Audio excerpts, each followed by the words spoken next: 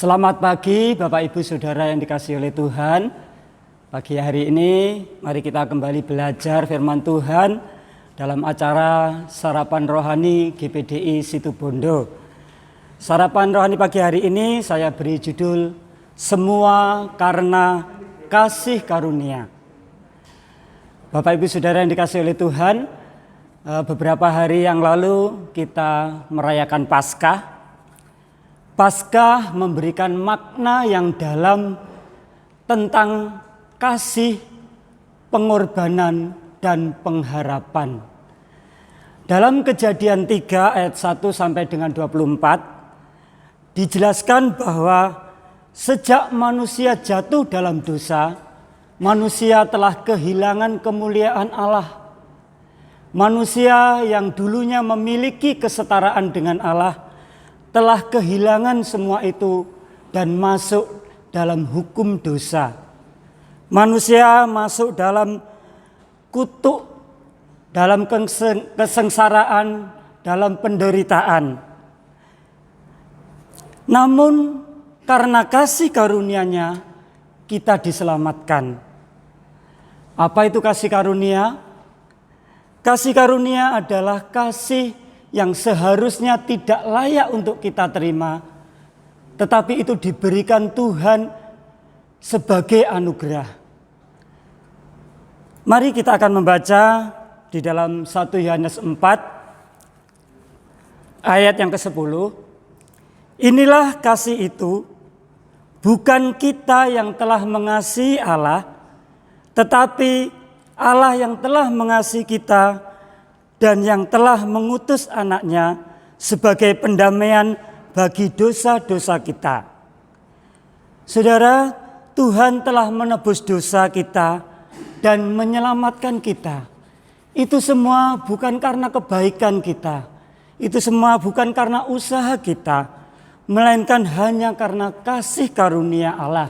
Sebagaimana yang dikatakan di dalam Yohanes 4 ayat 10 tadi. Bukan kita yang mengasihi Allah, tetapi Allah yang mengasihi kita. Bapak Ibu Saudara yang dikasihi oleh Tuhan, gambaran kasih karunia Bapa kepada kita dapat kita ketemukan dalam perumpamaan anak yang hilang. Di dalam Lukas 15 ayat 11 sampai dengan 32, nanti Bapak Ibu Saudara dapat membacanya sendiri. Dalam kisah perumpamaan anak yang hilang, apa yang dilakukan oleh anak bungsu sudah dapat dikatakan sangat keterlaluan. Anak bungsu meminta harta warisan ketika ayahnya masih ada. Anak bungsu ini kemudian pergi jauh ke suatu negeri dan di sana anak bungsu ini menghambur-hamburkan hartanya dan berpesta foya.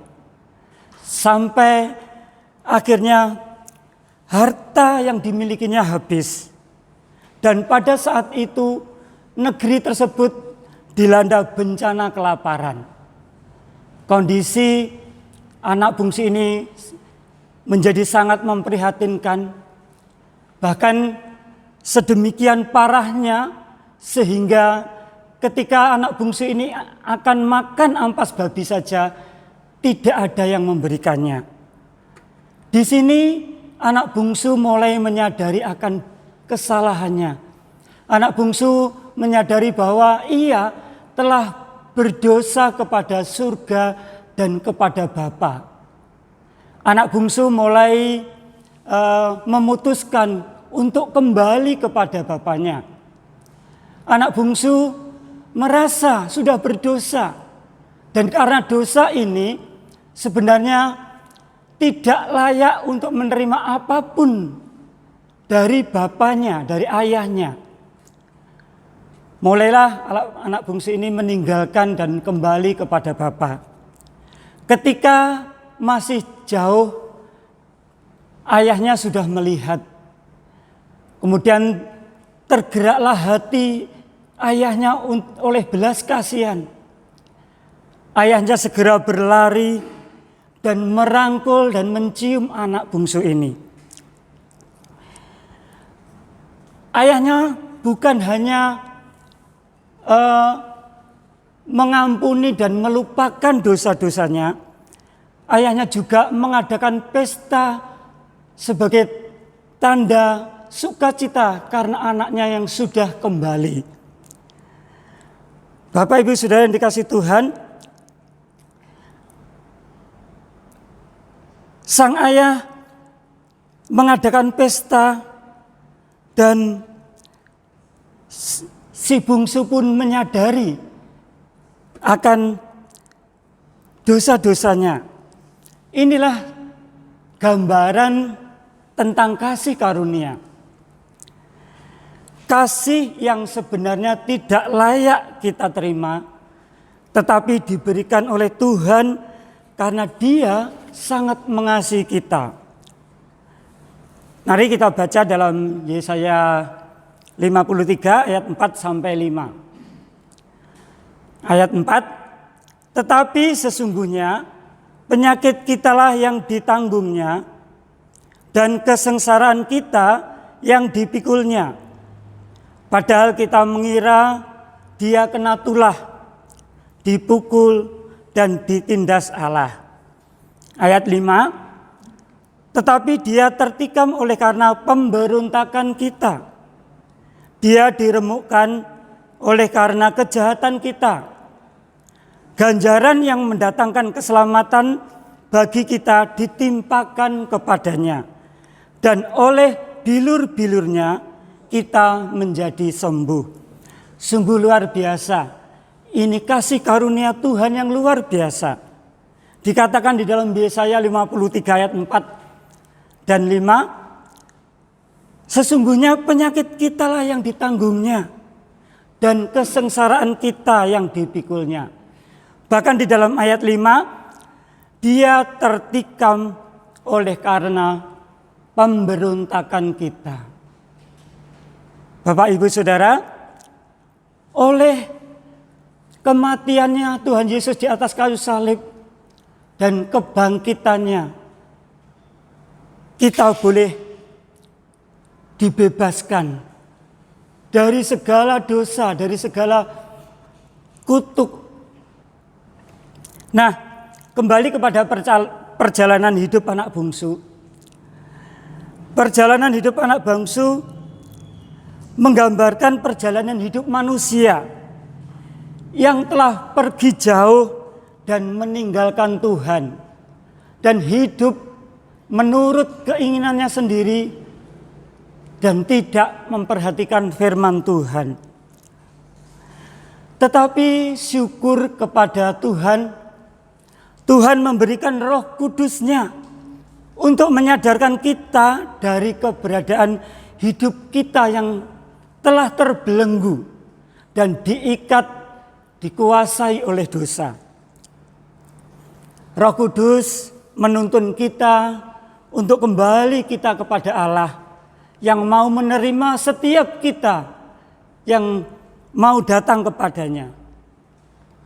Bapak Ibu Saudara yang dikasihi oleh Tuhan, seberapa sering kita mengecewakan Tuhan. Dalam perjalanan hidup, saya sendiri merasakan bahwa saya masih memiliki kelemahan. Tetapi Allah tetap mengasihi. Sungguh besar kasih Allah kepada kita. Jadi jika kita ada saat ini, itu semua hanya karena kasih karunia Allah. Kasih karunia memberikan kita kuasa untuk melakukan banyak hal. Mari kita baca di dalam Kisah Para Rasul 4 ayat 33. Dan dengan kuasa yang besar, rasul-rasul memberi kesaksian tentang kebangkitan Tuhan Yesus, dan mereka semua hidup dalam kasih karunia yang limpah-limpah. Puji Tuhan, para rasul dapat melakukan banyak hal yang ajaib dalam pelayanan mereka. Itu semua mereka peroleh melalui kasih karunia yang melimpah-limpah. Kasih karunia itu memberikan kuasa kepada kita. Kuasa untuk kita menghadapi segala tantangan hidup. Kuasa untuk kita dapat menghadapi setiap pergumulan hidup. Kuasa untuk kita bisa mengalahkan setiap keinginan daging kita, hawa nafsu kita. Bahkan kuasa untuk kita bisa melayani Tuhan. Jika saat ini kita bisa melayani Tuhan, sekecil apapun, itu semua karena kasih karunia Allah. Kita hanya sebagai alatnya. Oleh sebab itu, biarlah segala pujian dan kemuliaan kita kembalikan kepada Allah. Biarlah Allah saja yang layak menerima segala pujian.